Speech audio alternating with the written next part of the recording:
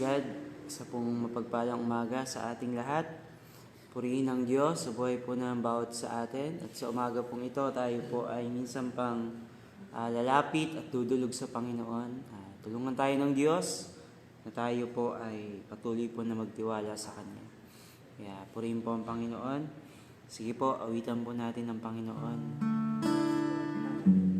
Hallelujah. Salamat sa inyo, Panginoon.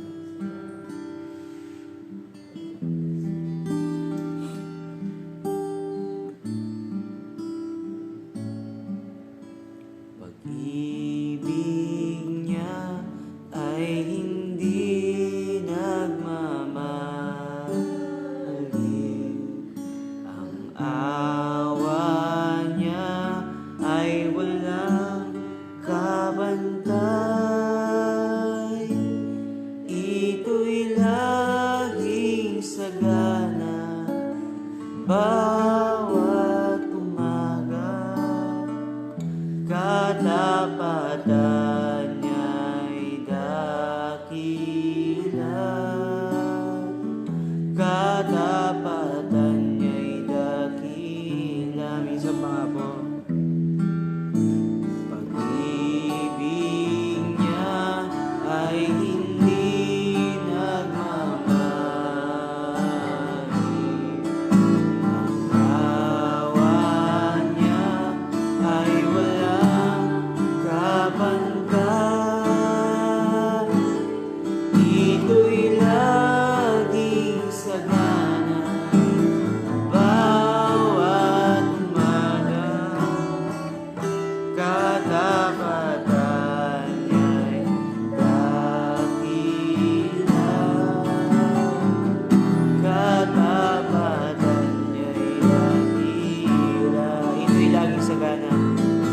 Ito'y laging sagana bawat umaga. Katapatan niya'y dakila. Katapatan niya'y dakila. So, yung pagkakataon po, ito'y laging sagana bawat umaga. Katapatan niya'y dakila. Katapatan niya'y dakila. Katapatan niya'y dakila. Katapatan dakila. Hallelujah. Aming Ama, aming Diyos, patuloy po kami nagpupuri, papasalamat sa inyong kabutihan at katapatan sa umaga pong ito. Dalangin niya po namin, samahan niyo po kami sa pag-aaral ng iyong mga salita. At kayo lamang, Panginoon, na maitaas at mabigyan ng kaluguran sa aming pong mga buhay. Bigyan niyo po kami ng bukas na kaisipan, bukas na puso, at tanggapin po namin, Panginoon, ang iyong mga salita na merong pagtitiwala at pag-asa sa inyo. Salamat po. Samahan niyo po kami ng inyong banal na Espiritu sa umagang ito. Binabalik po namin sa inyo lahat ng papurit, pagsamba sa tanging pangalan ng Panginoong Jesus. Amen. Praise God po. Purihin ng Panginoon sa mapagpalang umaga po sa ating lahat sa umagang ito. At tayo po ay patuloy po na mag-aaral ng salita ng Diyos. Tayo po ay nandito po sa lugar po ng Bagong Silang na po District 9, sa pangunguna po ng ating District Supervisor, Pastor Luis Bailon, at maging ng pastor po sa lugar po na ito, Pastor Gilbert Yap. Salamat po sa Panginoon sa kanyang biyaya at kabutihan po sa atin. Kaya, yan po. Purihin po ang Panginoon. Salamat sa Diyos sa kanyang biyaya at kabutihan po na atin pong nararanasan sa umaga pong ito. At tayo po'y magbabasa ng salita ng Panginoon. buksan po natin yung atin pong mga Biblia. Kung meron po tayong mga Bible, no, sa aklat po ng unang Juan, Kabanata 5, talata 14, 1 John chapter 5, verse 14. Yan po. 1 John chapter 5, verse 14.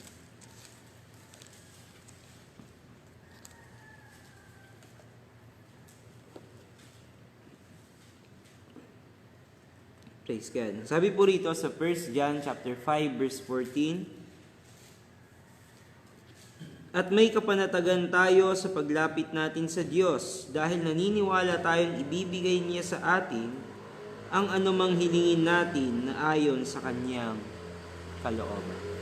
Salamat po sa salita ng Panginoon dahil napakahalaga na meron tayong kapanatagan sa paglapit natin sa Diyos.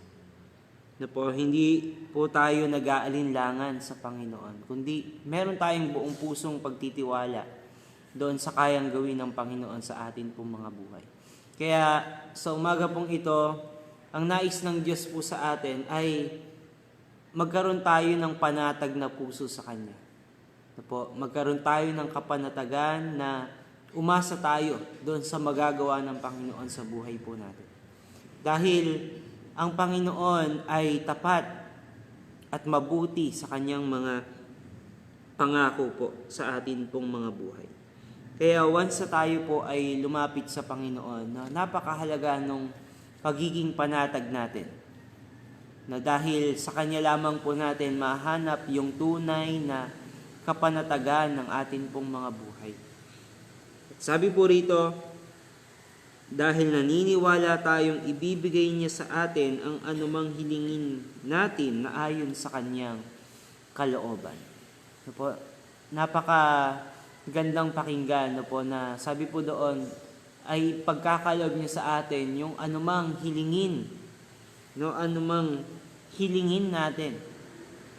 No, pero sabi nga po doon na ayon sa kanyang kalooban. So itong salitang paghiling, no, paglapit natin sa Panginoon, ito po ay dapat na naayon din po sa kalooban ng Diyos.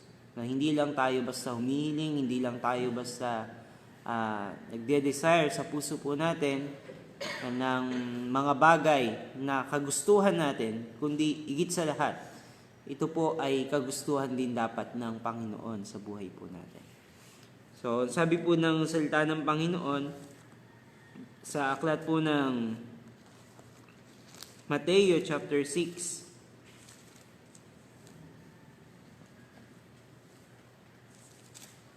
Matthew chapter 6 po, sabi po rito sa verse 10, kung paano tayong tinuturuan ng ating Panginoong Hesus kung paano tayo manalangin. Ang sabi rito, naway magsimula na ang inyong paghahari at masunod ang inyong kalooban dito sa lupa tulad ng sa langit. So itinuturo ng Panginoon na once tayo po ay nagpe-pray, na once tayo lumalapit sa Diyos, kailangan naka-align din po sa kalooban ng Panginoon. No, hindi lang basta sa sarili nating kalooban, sarili nating kagustuhan, kundi yung ating ipinagpe-pray o ipinapanalangin ay kailangan naka-align doon sa nais ng Panginoon sa buhay po natin. Dahil yung kalooban ng Diyos, yung nais ng Panginoon, ay tiyak na hindi maglalayo sa atin sa Kanya. Kundi mas lalo pa tayong ilalapit nito sa Panginoon. Kundi mas lalo tayong ilalapit ng kalooban ng Diyos, no, sa Kanya. Dahil yun po yung nais ng Panginoon sa buhay po natin. Kaya sa ating mga kahilingan, alam ko po na marami tayong mga hinihiling sa Panginoon, marami tayong pinagpipray sa Panginoon. Pero higit sa lahat, tanungin muna natin sa Panginoon, no, kung ito ba yung kalooban ng Panginoon sa buhay natin.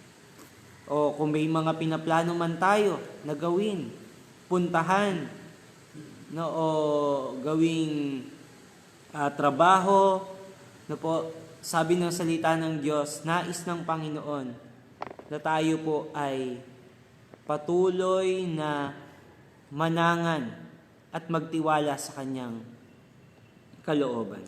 No, sabi po dito sa aklat po ng Santiago, buksan po natin. Dito po sa James chapter 4, verse 13 hanggang 16. Babasahin ko po. Makinig kayo sa akin, kayong nagsasabi ngayon o bukas, pupunta kami sa isang bayan.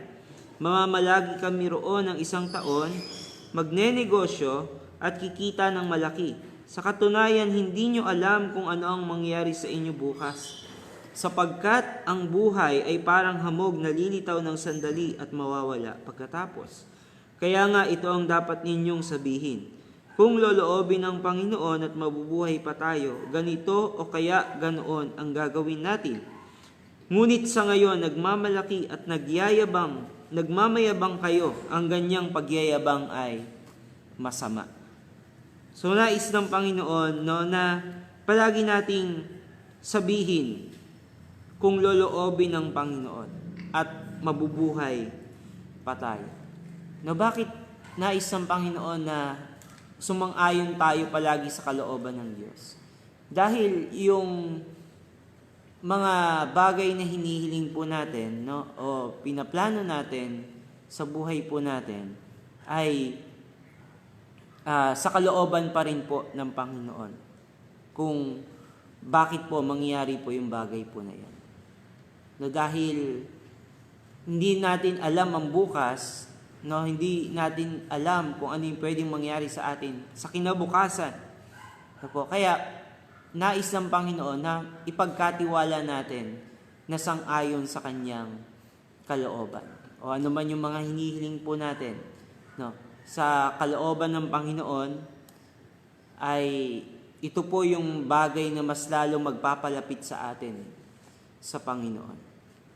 Dahil ang sabi nga po ng salita ng Panginoon, di ba, sa John chapter 15 verse 5, na wala kayong magagawa kung kayo hiwalay sa akin. So nais ng Panginoon na mas lalo tayong mapalapit sa Kanya, yung relasyon natin sa Panginoon ay mas lalong mapalapit at hindi tayo mapalayo. At yon po ay sa pamamagitan ng Kanyang kalooban sa buhay po natin. Amen. May mga bagay na pwedeng magpalayo sa atin sa kalooban ng Diyos. Lalo-lalo na kapag meron tayong mga bagay na hinihiling na magpapalayo sa atin sa kalooban ng Panginoon. Halimbawa, meron tayong isang bagay na hinihiling, Panginoon, bigyan niyo naman ako ng gantong bagay. Pero once na nagkaroon na tayo ng bagay na yon, nakafocus na tayo doon sa bagay na ating hiningi kesa doon sa Diyos na nagbigay. Nakafocus na tayo doon sa isang bagay na nilikha lamang ng Panginoon at hindi na doon sa Diyos na manlilikha ng buhay po natin. So nais ng Panginoon na magkaroon tayo ng tinatawag na pagdulog sa Kanya, paghingi sa Kanya. At nais naman ng Panginoon na dinggin tayo dahil tayo po ay Kanyang mga anak. Hindi na mahirap para sa Diyos na dinggin tayo dahil once na tayo sumampalataya sa Diyos, itinuturing na tayong anak ng Panginoon. Pero bago po iyon, ay kailangan po muna natin na isang ayon iyon sa kalooban ng Panginoon. Na mayroon tayong kapanatagan. Panatag tayo. Alam natin na didinggin tayo ng Panginoon. Bakit po? Dahil meron tayong pagdulog sang-ayon sa kalooban ng Panginoon. Kaya sa buhay po natin, napakahalaga ng kalooban ng Panginoon. Amen? Dahil ito po yung mas lalong magpapalapit sa atin sa Panginoon at hindi magpapalayo sa atin sa Diyos. Kaya nais ng Panginoon na patuloy po tayong sumang-ayon sa Kanyang kalooban. Sabi rin po dito sa aklat po ng Kawikaan, chapter 19, verse 21. Kawikaan, chapter 19, verse 21. Sabi po rito, marami tayong mga pinaplano, ngunit ang kalooban pa rin ng Panginoon ang masusunod. Amen. Sabi po roon, marami tayong mga pinaplano sa buhay po natin. Pero, ganun pa man, yung mga pinaplano po natin na yon, yung kalooban pa rin ng Panginoon ang masusunod. No? Siguro, naranasan nyo na yan. Meron kayong linanong isang bagay. Pero, hindi nangyari yung inyong plinano. No po? Halimbawa, may mga lakad kayo na gusto nyong puntahan. O may mga panahon na gusto nyong gawin yung isang bagay na ito. Pero, bakit hindi nangyari? Dahil nasa sang-ayon pa rin po sa kalooban ng Panginoon. Na kung mabubuhay pa tayo bukas, kung ipagkakaloob yun ng Panginoon at yun po ay magiging mabuti para sa atin, no, ay gagawin po yun ng Panginoon.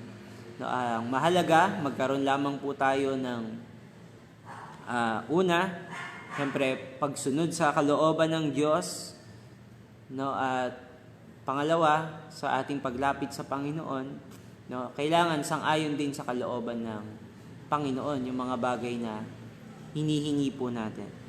No, na naayon sa kalooban ng Diyos, ibig sabihin lamang po ay naayon na mas lalong mapabuti tayo, no? Hindi tayo mapasama, kundi mas lalo tayong mapalapit sa ating Panginoon.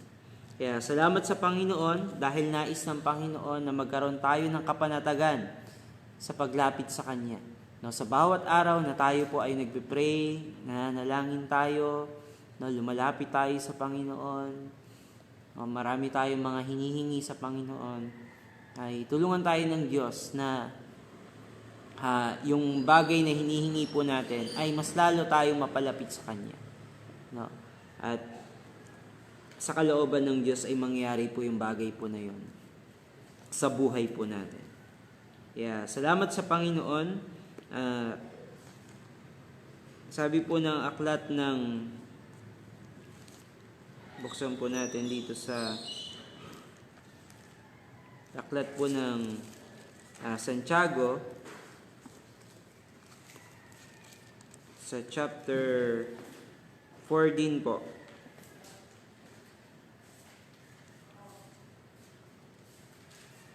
Santiago chapter 4, sabi po dito sa verse 3. At kung humingi naman kayo, wala kayong natatanggap dahil humingi kayo ng may masamang motibo para mapagbigyan ng sarili niyong kasiyahan. No, sa paghingi po natin sa Panginoon, napakahalaga na may tama rin po tayong motibo sa pagdulog po natin sa Panginoon. Amen? At yun po ay naayon din po sa kalooban ng Diyos, na tayo po ay humihingi na merong tamang motibo sa ating mga puso. No? Right mindset, right heart sa pagdulog po natin sa Panginoon. Kaya, once na tayo po'y humihingi sa Panginoon, lumudulog sa Panginoon, na po, ay palagi nating ipag-pray, no, na ito po ba ay sang-ayon sa kalooban ng Panginoon at magkaroon tayo ng tamang puso na magtitiwala tayo, na alam natin na ito po ay magagamit natin para mas lalo pang maitaas ang Diyos sa buhay po natin. Kaya tulungan tayo ng Panginoon, na anumang pag-aalinlangan sa puso po natin ay alisin ng Panginoon, kundi buong puso tayong magtiwala at umasa sa kayang gawin ng Panginoon sa atin po mga buhay.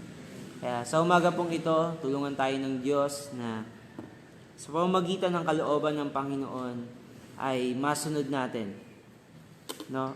At ipagkaloob niya anuman yung mga bagay na hinihingi po natin. At sa pamamagitan po noon ay mas lalo nating madalakila ang Diyos sa buhay po natin. Na hindi masamang humingi ng anumang bagay, no, sasakyan man yan, bahay, anumang bagay na hinihingi po natin, no, pinagpipray po natin sa Panginoon. Pero make it sure po na nasa kalooban po yan ng Panginoon.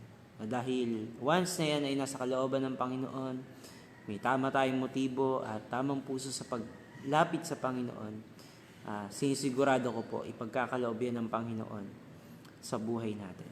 Kaya, yun po, wag po tayo magsawang lumapit sa Panginoon, wag tayong magsawang dumulog sa Panginoon dahil tapat ang Diyos na gumagawa po sa atin po mga buhay. Kaya sige po, tayo po ay minsan pang manalangin sa umaga pong ito. Aming Ama, aming Diyos, patuloy po kami nagpupuri at nagpapasalamat sa inyong kabutihan at katapatan sa buhay po namin, Panginoon. Salamat po, Panginoon, sa mga bagay na ipinagkakalob niyo po sa amin. Salamat po sa mga bagay na pagdinig po ninyo, Panginoon, Lord. Kaya sa umaga pong ito, Panginoon, nagpapakababa nga po kami, lumalapit sa inyo.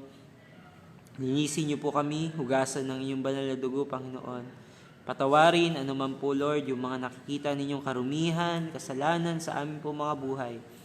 At dalangin nga po namin, Panginoon, na bigyan niyo kami palagi ng tamang motibo sa paglapit po namin sa inyo.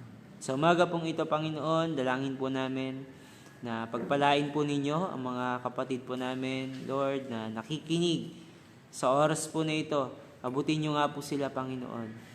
At tulungan na bigyan sila ng kapanatagan sa paglapit palagi sa inyo, O Diyos. At anuman, Lord, yung hilingin po namin, naniniwala kami, we agree, Panginoon, Lord, sangayon sa inyong kalooban, ay kayo po ang tutupad nito, Panginoon. In the right time, Panginoon, Lord, hallelujah, ay gagawin niyo po ito, Panginoon, sangayon sa kalooban po ninyo. Salamat po, Panginoon, pagpalain niyo po, Lord, yung bawat isa.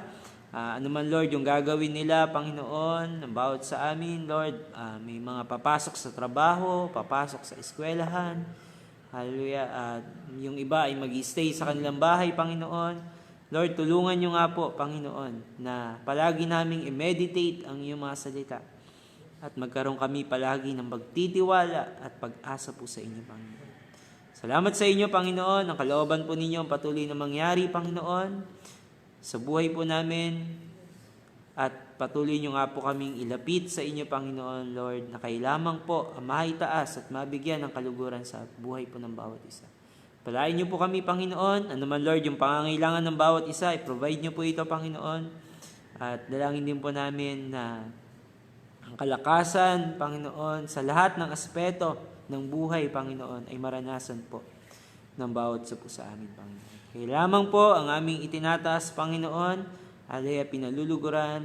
Dalangin niya po namin, Panginoon, na patuloy na pagsama ng inyong banal na Espiritu maranasan po ng bawat isa po sa amin. Kaya lamang po ang aming itinataas, sinasamba at pinaluluguran, Panginoon, sa umagang ito. Ibinabalik po namin sa inyo lahat ng papuri, lahat ng pasasalamat sa tanging pangalan ng aming Panginoong Hesus.